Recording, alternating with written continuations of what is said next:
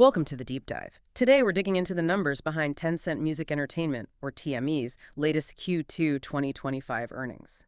We'll pull apart the figures, see what's driving their strategy, and what it might mean for, well, your music listening. Okay, let's unpack this right away. TME just dropped some seriously impressive results for Q2, ending June 30th. Looks like more than just growth, maybe some strategic acceleration here. Yeah, definitely. The core numbers paint a picture of really robust performance. Total revenues hit RMB 8.44 billion. That's about what, US $1.18 billion. Okay, 1.18 billion US. Decent number. More than decent. It's a 17.9% year-over-year increase. And maybe more importantly, it beat market expectations quite significantly. Beat expectations. Always a good sign. Shows they've got some momentum the analysts didn't quite catch. Exactly. So what about the bottom line? Is that revenue translating into actual profit? Oh, absolutely. Net profit came in at RMB 2.41 billion, so around US $336 million. And that's showing really powerful growth, 43.2% year-over-year. Wow, 43%. That's strong. It is. And if you look at the non-IFRS figure, which kind of smooths out some items for a clearer operational view, that was RMB 2.57 billion, or US $359 million, still up a huge 37.4% year-over-year. Okay, so even adjusted, the core profitability growth is really, really solid. The business isn't just bigger, it's getting more efficient. That's what it looks like. Fundamentally stronger. And quickly, the earnings per share figures, how did they look? They followed suit. Diluted earnings per ADS, that's the American Depositary Share, rose nicely. It went to RMB 1.55 or US $0.22. That's up from RMB 1.07 the year before. Okay. And the non-IFRS number, RMB 1.66 or US $0.23, compared to RMB 1.1 time back in Q2 2024. So healthy increases pretty much everywhere you look on the financial side. Exactly. It sets a really strong foundation. They're clearly thriving, not just surviving, and using that strength to invest. Right. Strong performance overall. Yeah. But let's dive a bit deeper. Where's this growth really coming from? I hear the online music services segment was the main engine. It absolutely was. That segment alone brought in RMB 6.85 billion, or around US $957 million. Okay, so the vast majority of the revenue. Right. And that figure is up 26.4% year over year.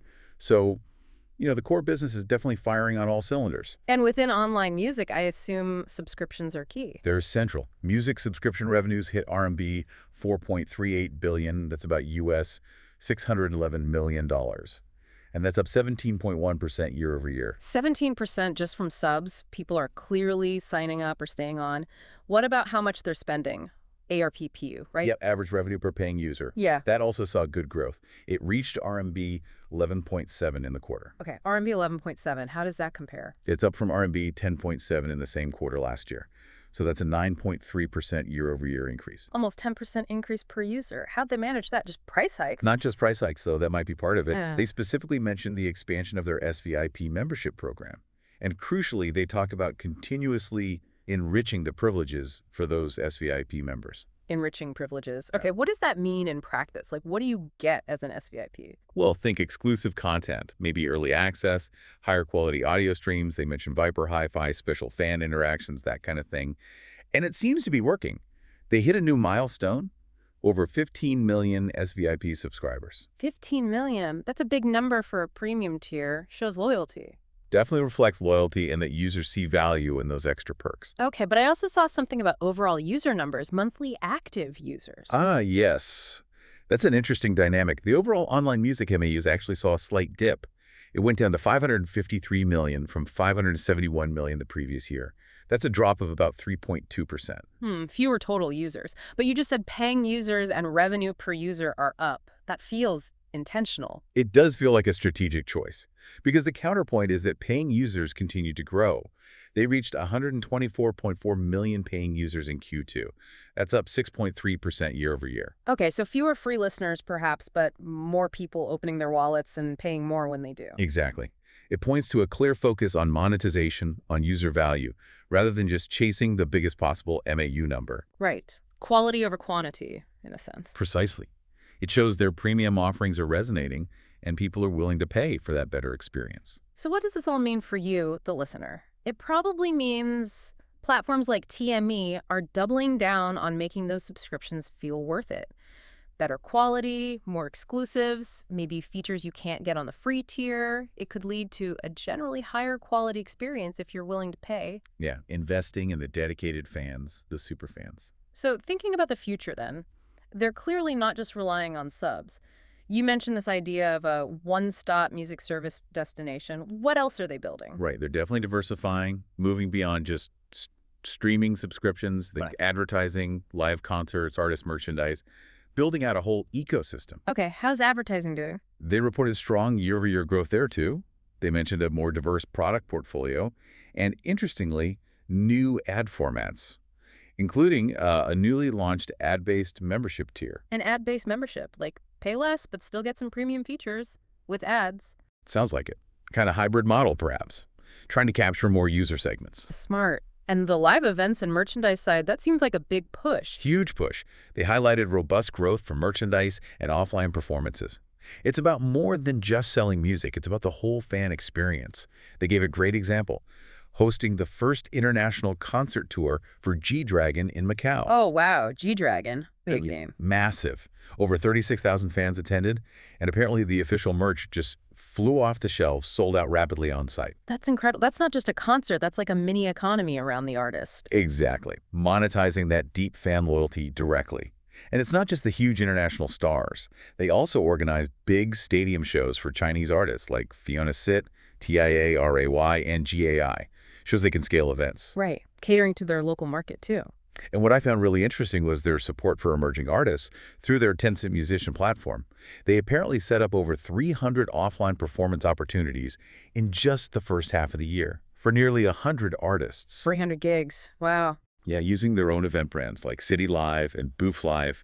They even mentioned a specific song skyrocketing after a live feature. So they're acting almost like an incubator or a label in some ways. It seems like it. Developing talent, providing exposure, building that whole pipeline. It's much more than just distribution. Okay, so live is big. What about other content and tech innovation to really be that one-stop shop? Well, they're expanding partnerships. New deals with labels like the Black Label and HM Music for K-pop, Mm-hmm. extended their deal with the big Chinese artist Wang Feng. These aren't just licensing deals. They seem more like strategic alliances. Deeper relationships. Yeah, and they're doing more content co-production. Like they co-produced an EP for NCT Shanghai with SM Entertainment and creating theme songs for movies. This gives them more ownership, more tailored content. Owning the IP, and I heard something about a TV partnership too. Yes, a strategic partnership with Zhejiang Satellite TV, a major broadcaster in China. It covers music rights for shows, but also content creation and promotion. Think about the synergy.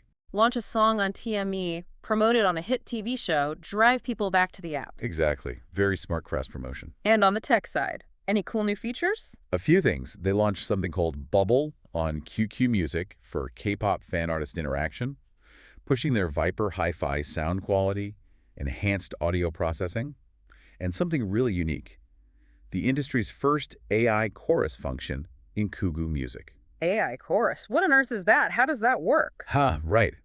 It sounds like it lets you feel like you're singing along with a crowd. The AI processes the audio to create this kind of dynamic mass sing-along effect around your voice, Yeah. turning listening to something more participatory. Huh. That's different. Trying to capture that live concert feeling at home. Seems like it. Trying to make listening more immersive and interactive, especially maybe for karaoke fans. Interesting. And are they looking beyond just phones and computers? Definitely. Big push into in-car experiences, partnerships with car makers like Geely and Xiaomi, integrating TME services right into the dashboard, seamless access in the car. Makes sense. Capture listening time wherever it happens. Yeah, what's really fascinating is just how many touch points they're creating. The platform, the tech, fan communities, live events, in-car. It's all about building this really comprehensive music ecosystem, a strong competitive moat. Which brings us back to the money. Because building all that, investing in AI, partnerships, it all costs. They clearly need the financial strength. And they seem to have it. Look at the gross margin. It expanded to 44.4% in Q2, up from 42.0% last year. That's a solid improvement in margin, almost 2.5 percentage points. Yeah, indicating better efficiency. They said it was driven by that strong online music and ad growth, plus a lower revenue sharing ratio for social entertainment.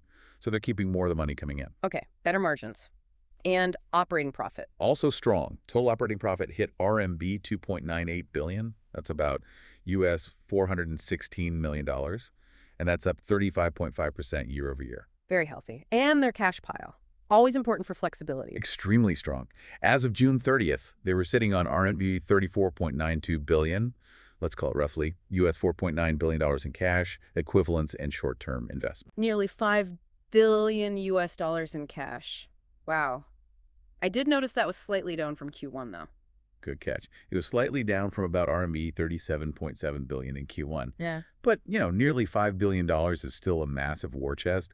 It just underscores their strong cash generation Yeah. and gives them a huge foundation for continued investment. Right. That kind of cash allows you to make big bets, invest in new tech like that AI chorus, expand aggressively. Exactly. It fuels that innovation and market expansion. It gives them the freedom to really try and shape the industry, not just react to it. Supports that forward momentum. Okay, so let's try and summarize this deep dive on TME's Q2.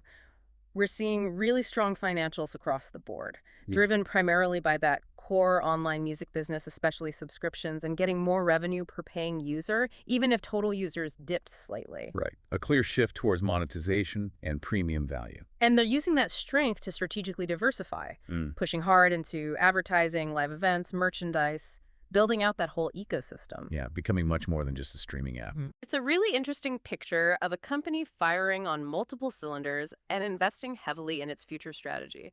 So here's a final thought for you to chew on.